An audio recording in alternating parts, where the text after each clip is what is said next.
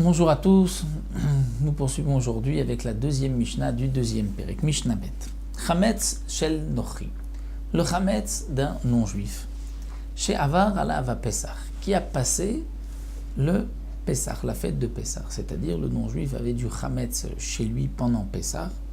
Est-ce que après Pessah on pourra en profiter? Oui, Mutar Ba'ana'a, on pourra en profiter. On pourra en profiter, mais on ne pourra pas en manger, ou on pourra même en manger. Le Barthénoura nous dit on pourra même en manger. Seulement, on ne peut pas toujours dire pour le chametz d'un non-juif qu'on peut le manger, étant donné que nous avons l'interdiction de manger ce qui a été cuit par un non-juif.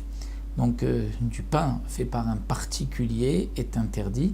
Si c'est le pain d'un non-juif, c'est seulement le pain du boulanger que certains permettent. Mais le pain d'un particulier, il est interdit. Donc le Tana n'a pas voulu dire que le pain d'un non-juif après Pessah, on pourra le manger, puisque ce n'est pas dans tous les cas qu'on pourra le manger. Par rapport à Pessah, on pourra effectivement le manger. Mais il y a une autre interdiction qui est de consommer le pain d'un non-juif ou tout ce que le non-juif a fait cuire, a cuisiné. Donc le Tana nous dit, le chametz du non-juif qui a passé Pessah, mutar ba'ana'a, on pourra en profiter. Si le non-juif avait même acheté du pain avant Pessah, qui avait été fabriqué par un juif, à ce moment-là, on pourra même le manger, ce pain-là, après Pessah, puisque pendant Pessah, il était chez le non-juif. Le non-juif, lui, n'a pas d'interdiction d'avoir du chametz chez lui.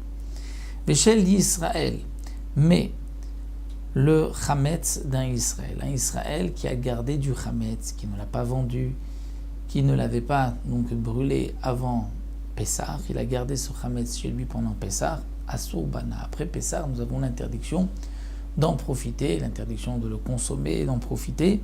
Chez Nehemar, comme il est marqué, Lo Yera'el Lecha Seor, tu ne verras pas Lecha à toi, Seor tout le vin.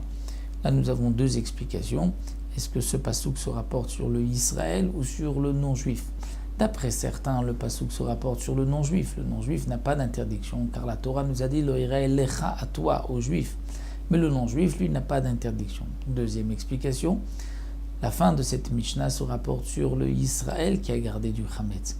Une fois que Pessah est passé, on ne pourra plus consommer son chametz. Pourquoi? Parce qu'étant donné qu'il a transgressé l'interdiction de la Torah, tu ne verras pas, tu ne garderas pas du chametz, les chachamim lui ont fait une amende, un knas, on ne pourra plus profiter de son chametz après Pessah. Donc ça, c'est ce que le Tana vient nous dire. Étant donné que le Israël a transgressé cette interdiction de la Torah, les chachamim ont fait un knas et son chametz est interdit. Donc un Israël, un juif qui a un magasin et qui n'a pas vendu son chametz, on ne pourra pas bien sûr acheter ce chametz après Pessah parce que nous avons l'interdiction de profiter du chametz d'un Israël si ce chametz est resté pendant Pessah dans le domaine du juif, dans le domaine du Israël. Cette Mishnah, et nous verrons encore dans les dynimes du chametz du non-juif et du Israël, lorsque le chametz a servi de gage, ça nous le verrons, Bezrat Hashem, dans la Mishnah suivante, dans la troisième Mishnah.